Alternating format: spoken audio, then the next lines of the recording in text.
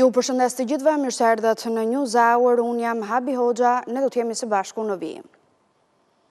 Një ditë pas operacionit madh kundër trafikut të drogës të zhvilluar nga SPAK dhe antimafia, gjykata nis caktimin e masave të sigurisë për të arrestuarit. Për 2 prej tyre të kërkuar nga drejtësia italiane, gjykata pranoi nisjen e procedurave për ekstradim dhe i la në burg deri në dërgimin e tyre në Itali. Gjykata penale Tiranës miratoi kërkesën e palës italiane për nisjen e procedurave të ekstradimit për Gentin Derjakun, i njohur edhe me emrin Ekil Derjaku, dhe Ervis Detin, të arrestuar gjatë operacionit të përbashkët mes prokurisë së posaçme dhe asaj të Barit në Itali për goditjen e organizatës kriminale të trafikimit të lëndëve narkotike. Me kërkesë të prokurorit të Tiranës Endrit Bimi, gjykata caktoi masën e arrestit në burg deri në mbritjen e dokumentacionit nga shteti italian. Në të njëjtën kohë, gjykata shpalli mos kompetencë dhe kalimin e akteve në gjykatën e Durrësit për të vendosur për ekstradimin si gjykatë kompetente, pasi 2 të arrestuarit janë banor të këtij qyteti. Derjakut fillimisht i është komunikuar masa e sigurisë në qeli, pasi në kohën kur është zhvilluar operacioni, ai mbaheti i izoluar dhe po gjykohet si një nga personat e përfshirë në ngjarjen e mbikalimit të Shkozetit në 1 nëntor të vitit 2019, ku pas një atentati mbeti i plagosur ish prokurori Arjan Doja dhe humbi jetën shoferi i tij Andi Maloku, ndërsa i arrestuari tjetër Ervis Deti u prangos gjatë operacionit të koduar ura, pas urdhër arresti të lëshuar nga gjykata e Barit në Itali. Për personat e tjerë të përfshirë që është caktuar në mungesë masa e sigurisë arrest në burg, pritet që të dalin të premten përballë gjykatës së posaçme për t'u njohur me masat e sigurisë.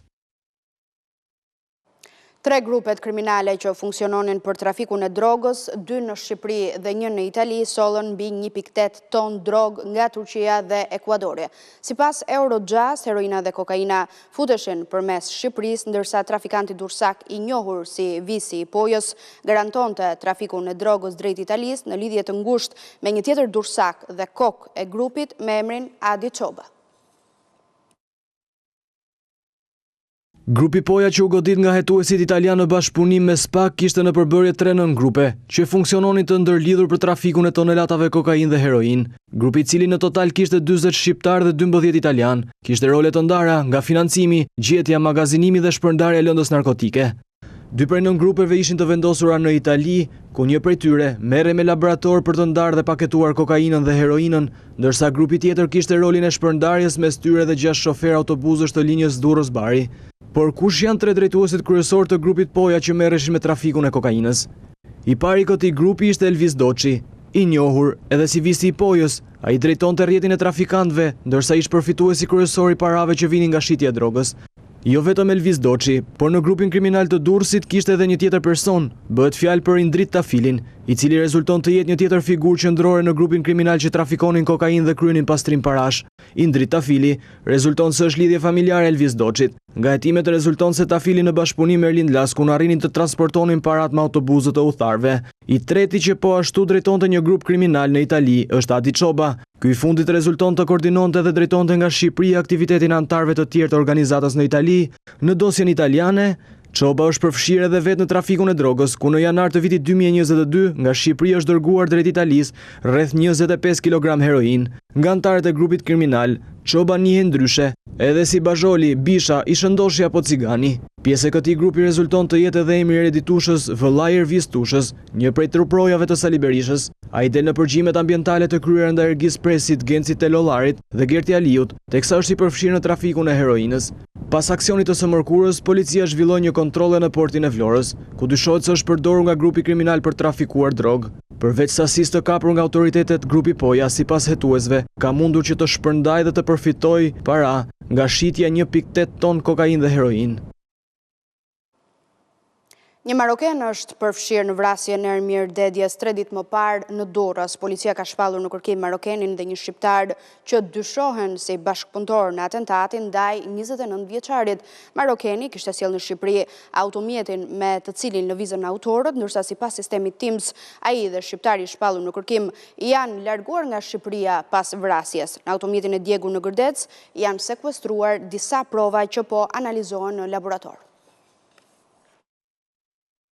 Një shtetas maroken dhe një shqiptar janë shpallur në kërkim për vrasjen e Ermir Dedias në Durrës, atentati ndodhur vetëm 2 ditë më parë. Burime për ABC News konfirmojnë rolet e 2 të shpallurve në kërkim, të cilët kishin lidhje me atentatin ndaj Ermir Dedias, i cili dyshohet të jetë antar i grupit të Avdylajve në Durrës. Marokeni dhe shqiptari dyshohet se kanë ndihmuar në organizimin e atentatit, duke siguruar mjetin që u përdor në ngjarje, ndërsa ekzekutorët mendohet të jenë 2 persona të tjerë. Hetuesit kanë mundur që të zbulojnë gjurma dënoje në makinën e djegur në Gërdec, në brendësitë të cilës u gjet edhe arma e krimit. Provat e gjetura janë dërguar në laborator për ekspertizë, ndërsa rezultatet pritet që të konfirmojnë identitetin e ekzekutorëve. Të dhënat e sistemit Teams konfirmojnë se pak pas krimit të 2 bashkëpunëtorët janë larguar nga Shqipëria drejt Italisë. Marokeni sipas hetimeve ka sjell automjetin nga jashtë një ditë para ngjarjes përmes portit të Durrësit dhe më pas është larguar bashkë me bashkëpunëtorin shqiptar. Hetuesit po shqyrtojnë disa pista duke patur parasysh edhe prishjen e pazareve të drogës ose hakmarrje, të cilat mund të kenë lidhje me ngjarje të ndodhura më parë në vitet 2015 dhe 2017. Në 2015 ai u arrestua pasi i shiti lëndë narkotike një grupi që synonte ta trafikonte në Kosovë përmes pikës kufitare të Morinës. 2 vite më vonë u arrestua sërish, këtë herë për përkraje ndaj Ismail Nuredinit, autori një plagosje në Shijak. Viktima kishte edhe 2 dënime të tjera të marra së fundmi. Në 2023 u dënua me 7 muaj burg për kundërshtim të punonjësit të policisë, ndërsa në 2021 u akuzua për largim nga vendi i aksidentit. Dedia u vra në lagjen 18 të Durrësit, ndërsa ngjarja e rëndë ndodhi pranë qendrës shëndetësore, teksa i riu po lëvizte në këmbë. Persona ende të paidentifikuar e qelluan për vdekje me plumba Kallashnikovi nga një makinë e bardhë tip Seat. Të përfshirët në këtë ngjarje dyshohet se e kanë ndjekur çdo lëvizje të 29 vjeçarit para se ta vrisnin. Sali Berisha ka gjetur poshtë urës së drogës arsye në humbjes së tij në 11 maj. Kreu i Partisë Demokratike ka sulmuar aksionin ndërkombëtar të udhëhequr nga Dia Italiane dhe SPAK, duke akuzuar Dumanin se ka gënyer italianët dhe ka lënë grupin e Durrësit të vjedh votat të dielën e zgjedhjeve. Doktori ka bërë sikur ka harruar dhe i shmangur pyetjeve për vllajën e bodyguardit të tij, që rezulton një nga kokat e këtij grupi të rrezikshëm trafikant, por nuk ka harruar të kërkojë qeveri teknike dhe zgjedhje të reja. Sali Berisha ndryshoi qëndrim 180 gradë për operacionin antimafias dhe SPAK. Nga sukses, ai e konsideroi një mashtrim dhe gjeti menjëherë arsyen që nuk e gjente prej ditësh për humbjen e zgjedhjeve, sigurisht dhe autorin e gjithçkaje, që atij shkon ters prej 3 vjetësh, Altin Dumanin. Sepse Altin Doçi, poja i skapit, deklaroi dje se e kishin vendosur me antimafjen që të mos i arrestonin në kohën kur ata kërkuan. Çka tregoi se ai ka mashtruar antimafjen vetëm e vetëm që kryekriminali i Durrësit Ergys Agasi me bandën e tij nga Edi Rama të kryenin operacionin elektoral që kryen. Berisha akuzon se Rama dhe bashkëpunëtorët të tij janë të lidhur me këtë operacion, por i vetmi politikan i lidhur me eksponentët e këtij operacioni është vetë doktori. Sikleti urdhër arrestit për vëllain e truprojës së tij më besnik, Redi Tushës, ishte i dukshëm, ndonse doktori nuk e përmendi asnjëherë. Bilej u shmang edhe pyetjeve të gazetarëve, por ndërsa akuzoi se Dumani shtyu ekzekutimin e urdhër arresteve për të mbrojtur visin e pojës, haroi të thoshte se po ashtu arrestit i shpëtoi edhe Redi Tusha, vëllai i njeriut të cilit i ka besuar jetën. Sot në vend të tij duhet të ishte Altin Dumani. Duhet të ishte Altin Dumani në vend pojës. Sepse tregoi që ka bllokuar operacionin. Dhe natyrisht ai do marrë një dekorat nga Edi Rama për përmbushjen e mirë të misionit që i bëri. Dhe këtu ju kthye misionit të tij 30 vjeçar, mision që nuk e ka përmbushur dot kurrë. Krimi i qeveriet teknike, zhvillimi i zgjedhjeve të reja, shqiptarët votojnë të lirë.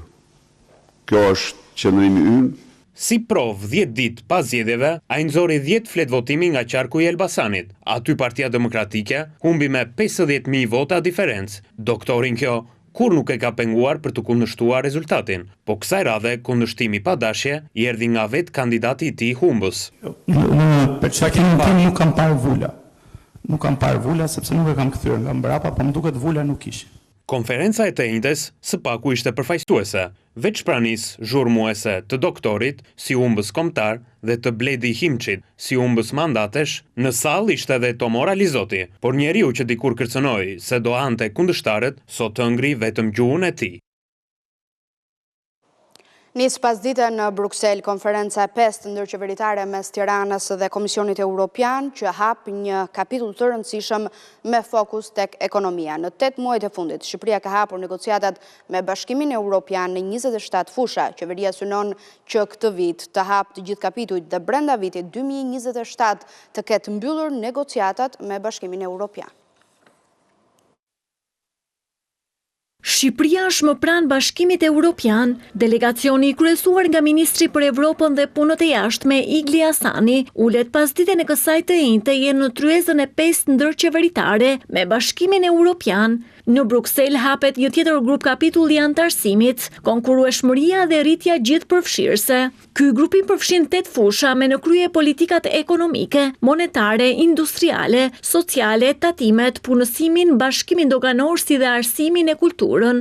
Çështje të cilat konsiderohen të jetë rëndësishme edhe për shkak të impaktit që kanë për qytetarët shqiptar. Kjo do të thotë shërbime publike më të thjeshta dhe transparente, mbrojtje më të fortë për punëtorët dhe vende pune më të sigurta. Po ashtu, bizneset shqiptare do të kenë mundësi të rriten dhe të jenë konkurrues në tregjet europiane, ndërsa të rinjt shqiptar do të kenë më shumë akses në arsim, bursa, kërkim shkencor apo edhe programet e trajnimit të Bashkimit Evropian. Për gjatë këtyre 8 muajve, Shqipëria ka hapur negociatat me Bashkimin Evropian për 27 fusha. Fillimisht u çel grup kapitulli i themeloreve, që përfshin sundimin e ligjit dhe shtetin e së drejtës. Më pas u hapën negociatat për grup kapitullin e marrëdhënieve me jashtë si dhe tregu të brendshëm. Ambicia e qeverisë është që deri në 2027 të mbyllë të gjithë grup kapitujt e integrimit, në mënyrë që brenda 2030-s të jetë antare me të drejta të plota e Bashkimit Evropian.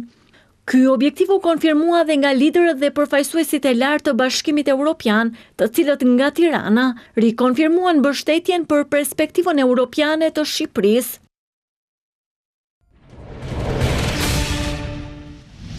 Ish-drejtorët e Bashkisë së Tiranës të pandehur të dosjes 5D do të gjykohen në grup. Gjykata e posaçme rrëzoi kërkesën e disa prej tyre për të veçuar nga çështja.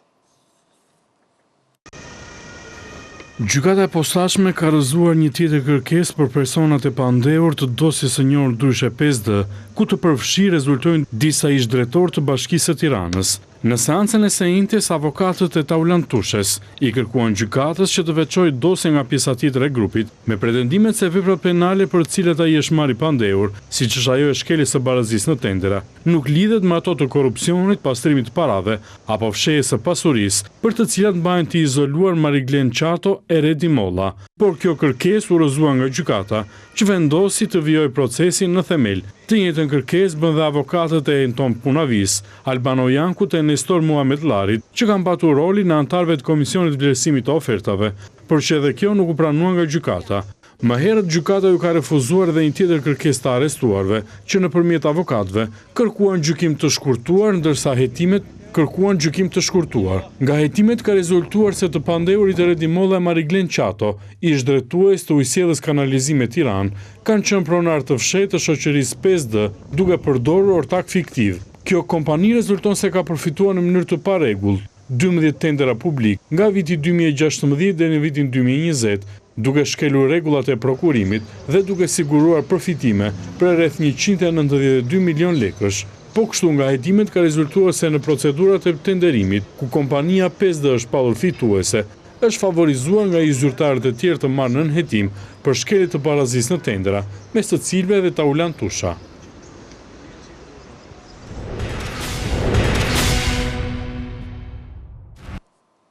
Nga data 1 korrik, bankat e nivelit të dytë do të vendosin kufizime për kredit për banesa. Sipas Bankës së Shqipërisë, për blerjen e banesës së parë, qytetarët do të mbështeten nga banka me jo më shumë se 85% të vlerës së saj për kredit që merren në lek dhe 75% për kredit në valutë, ndërsa për shtëpitë e dyta kreditimi ulet në 80% të vlerës së pronës.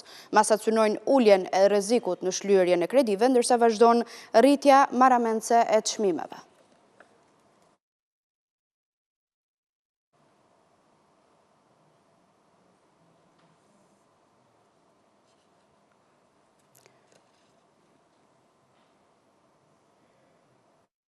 Kufizohet dhënia e kredive për blerje banese për qytetarët. Vendimi i Bankës së Shqipërisë është publikuar tashmë në fletoren zyrtare dhe parashikon që bankat të mos japin kredi për qytetarët që duan të blejnë shtëpinë e parë më shumë se 85% e vlerës së saj dhe në valutë vetëm 75%. Ndërkohë ata që kërkojnë një kredi për të blerë një shtëpi të dytë, vlera e huas që do të mund të marrin kur është në monedën lek do të jetë vetëm 80% e vlerës së pronës. Në vendim përcaktohet se për çdo kredimarrës duhet të bëhet një analizë e mirëfillte të ardhurave për përcaktimin e vlerës së borxhit të kredimarrësit. Ekspertja Brunilda Istaj tha se nga ky kufizim do të preken kryesisht familjet me të ardhura normale, pasi do të duhet të sigurojnë rreth 30% të vlerës së banesës që duan të blejnë. Paraqet një kufizim, ndoshta jo për të gjitha segmentet e konsumatorëve, por ato segmente e konsumatorëve të cilët kanë të ardhura mesatare, pra familja normale me pagat të dy bashkëshortëve, do jetë ndoshta pak më e vështirë tashmë që të blejnë një banesë nëse është familje e re, nëse ata nuk kanë kursyer 30 deri në 35% të vlerës së shtëpisë, e cila automatikisht i krijon një vështirësi një familje të re për të marrë iniciativën dhe për të blerë një banesë të re.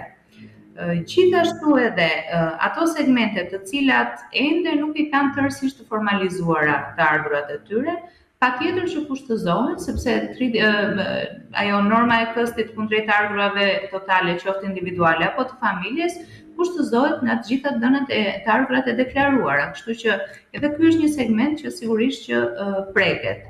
Afati maksimal për shlyerjen e kredisë do të jetë deri në 30 vjet, ose do të caktohet një tjetër datë nga banka duke marrë në konsiderat moshën e kredimarrësit, me qëllim që të mos ketë kredi për të shlyer në moshën e pensionit. Për huan e marrë në lek, kosti i kredisë nuk duhet të jetë më shumë se 40% e vlerës së të ardhurave që ka qytetari. Ky vendim i Bankës së Shqipërisë do të rishqyrtohet jo më vonë se 2 vite nga data e hyrjes së tij në fuqi. Sipas Bankës së Shqipërisë, zbatimi i këtyre kufive do të mundësojë uljen e rrezikut të dështimit të kredimarrësve dhe paksimin e humbjeve bankare të lidhura me këto kredi, si pasojë e zhvillimeve të pafavorshme, kryesisht me çmimet e pronave të paluajtshme.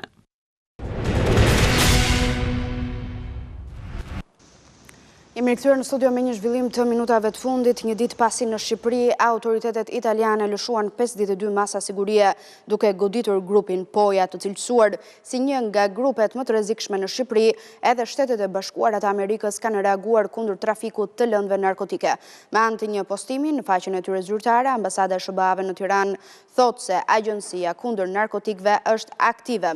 Ambasada bën thirrje qytetarëve, por jo vetëm, që të sinjalizojnë DEA-n amerikane, ndërsa ka afishuar edhe kontaktin për çdo që ka informacion në lidhje me trafikun e drogës dhe pastrimit të ardhurave nga droga. Mes të tjerash, Ambasada amerikane pranon se individ të ndryshëm kanë dorëzuar të dhënat besueshme në luftën kundër drogës dhe pastrimit parave dhe çdo informator do të mbahet i fshet. Në fund, reagimi i Ambasadës amerikane mbyllet me këtë mesazh. Shtetet e Bashkuara janë të përkushtuara të punojnë me Shqipërinë për të luftuar trafikun e drogës dhe pastrimin e parave të lidhura me të, me qëllim mbrojtjen e qytetarëve të dy vendeve tona dhe parandalimin e hyrjes së drograve të paligjshme në Shtetet e Bashkuara.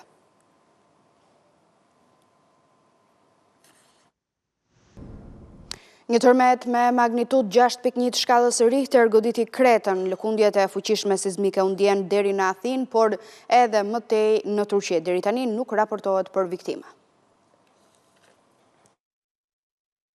Një tërmet me magnitud 6.1 të shkallës Richter goditi në orën 6:19 të mëngjesit të kësaj të enjte e ishullin e Kretës. Instituti Gjeodinamik i Observatorit Kombëtar të Athinës thotë se epiqendra e tërmetit ishte rreth 56 kilometra në verilindje të qytetit të Heraklionit në Kretë dhe thellësia e tij vlerësohet të ketë qenë 60.3 kilometra.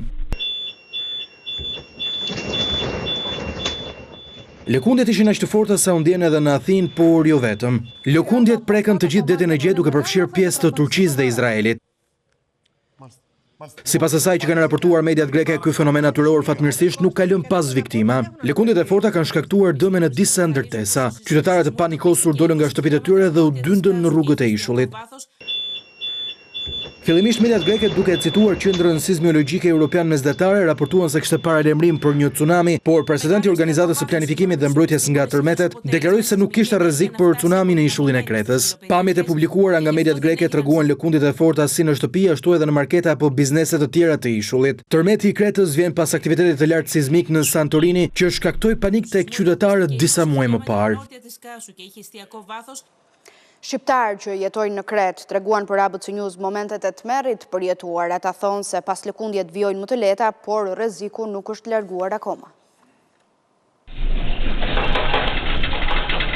Frika përfshiu banorët e Kretës mëngjesin e të enjtes. Një tërmet me magnitud 6.1 të shkallës Richter goditi vendin. Elton Congo, një shqiptar që prej 27 vitesh jeton në Iraklio të Kretës, zonë pranë epiqendrës së tërmetit, e përshkruan si një prej momenteve më të frikshme që ka përjetuar. Po beshim gati për t'i kon punë. Ishte një nga momentet më të frikshme që kam përjetuar këtu në Kretë që nga natë. Nuk kam përjetuar një tërmet kaq të fuqishëm, nuk kam përjetuar. Jam më afër epiqendrës së tërmetit. Nga këtu ishte 44 kilometra epiqendër tërmetit. Ishim me fakt që tërmeti ndodhi në det. Në qoftë se tërmeti do kishte ndodhur në zonë toksore, dame do ishin të konsiderueshme. Jashar Ibrahimi jeton prej 24 vitesh në Rrethimno. Në momentin e lëkundjes së tokës, po nisej për në punë.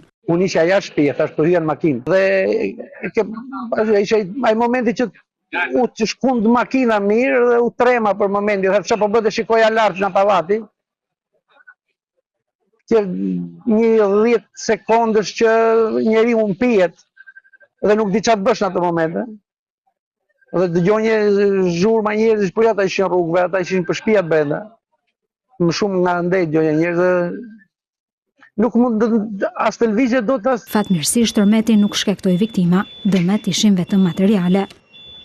Tu ka shtëpi të vjetra, për shembull ka rënë muret, ka rënë sovat nga jashtë, ka rënë tiengullat, ka rënë tiengullat tepat e shtëpive, ka rënë tepat kuvash. Në ca ndërtesa të vjetra që janë ndërtesa shokollore, atje ka patur dëme më shumë. Po për shembull krisje plasëritje shtëpish ka patur kudo. Lëkundjet e tokës në Kretë sipas banorëve vijojnë ende, ndonse më të lehta, ndërsa frika tek banorët nuk është larguar. Nuk ka dëme shumë dëme materiale, njerëzore jo. Në Kretë të Greqisë jetojnë rreth 37.000 shqiptar. Ish presidentit Amerikan Joe Biden mund të mos i ngelet më shumë se një vit i jetë. Paralajmërimi trisht vjen nga mjeku personali e presidentëve Obama dhe Trump. Ai thotë se tumori në gjendje të avancuar lë pak shpresë për efektivitet të ilaçeve dhe akuzon ish mjekun personal të presidentit të 46 amerikan se ka fshehur sëmundjen, ndërsa shtohen dyshimet e gjithë stafi i ngushtë i Joe Biden për mbajtjen sekret në mënyrë të paligjshme të gjendjes së tij shëndetësore. Joe Biden mund i kenë mbetur nga 12 deri në 18 muaj jetë pasi u njoftua se ish presidenti është prekur nga kanceri i prostatës me metastaz në kocka. Kjo ishte ajo çfarë deklaroi ish mjeku i shtëpisë së bardhë Ronald Jackson, i cili u kujdes për Barack Obamën, apo edhe presidentin aktual Donald Trump për gjatë mandatit të tij të parë presidencial. Shpresojmë që të jetë më gjatë se kaq dhe shpresoj që ata të jenë në gjendje ta trajtojnë në mënyrë efektive. Ne të gjithë duam që ai të jetojë shumë vite të tjera, por kanceri është shumë i avancuar, tha Jackson në një intervistë për Washington Free Bacon. Amerikën. Ish mjeku i shtëpisë së bardhë që tashmë është një kongresmen konservator i linjës së ashpër nuk nguroi që thoshte se ekziston një probabilitet që Joe Biden dhe familja e tij të dinin që ish presidenti ishte prekur nga kanceri i prostatës, por ata vendosën që thjesht mos ia thonin popullit amerikan. Diçka e tillë është përfolur gjërësisht në mediat amerikane përgjatë kësaj jave për shkak se zyra e shtypit të ish presidentit tha se ai është prekur nga një formë agresive e kancerit. Ronny Jackson, ish mjeku i shtëpisë së bardhë, shpjegoi përgjatë intervistës së tij se ai nuk ishte një mjek onkolog dhe se parashikimi i tij se Joe Bidenit mund t'i kishin mbetur nga 12 deri në 18 muaj jetë kishte ardhur pas diskutimit që kishte pasur me kolegë të fushës. Jackson nuk nguroi të thoshte as se mjeku i Joe Biden në shtëpinë e bardhë, Kevin O'Connor, mund të kishte gënjur popullin ose ka qenë tërësisht i paaft që nuk ka arritur të zbulojë diagnozën e ish presidentit përgjatë kohës së tij në detyrë. Në njoftimin e dhënë këtë të diel nga zyra e shtypit të ish presidentit amerikan, thuhej se familja e 82 vjeçarit do të vendosë mbi trajtimin që do të marrë ish kreu i shtëpisë së bardhë Joe Biden. Artan Lame ka ndruar jetë pas një ndërhyrje të vështirë në zemër në Gjermani. 58 vjeçari Artan Lame ka mbajtur detyrat larta shtetërore si zëvendës ministër i rregullimit të territorit dhe drejtor i agjencisë kadastrës. Artan Lame ishte publicist, studiues i historisë shqiptare dhe një veprimtar për mbrojtjen e trashëgimisë kulturore të vendit. Ne kemi mbritur kështu në fund të News Hour, ju rikujtoj si gjithmonë adresën tonë zyrtare të webit abcnews.al, ku mund të klikoni në çdo kohë, por po ashtu të na ndiqni edhe përmes valve të radios në 105 FM. Bashkëndajemi këtu, po ju vijon në qëndroni me ABC News, vetëm pas pak faqja 4 me kolegët Jeta Kasemi dhe Sali Doçi.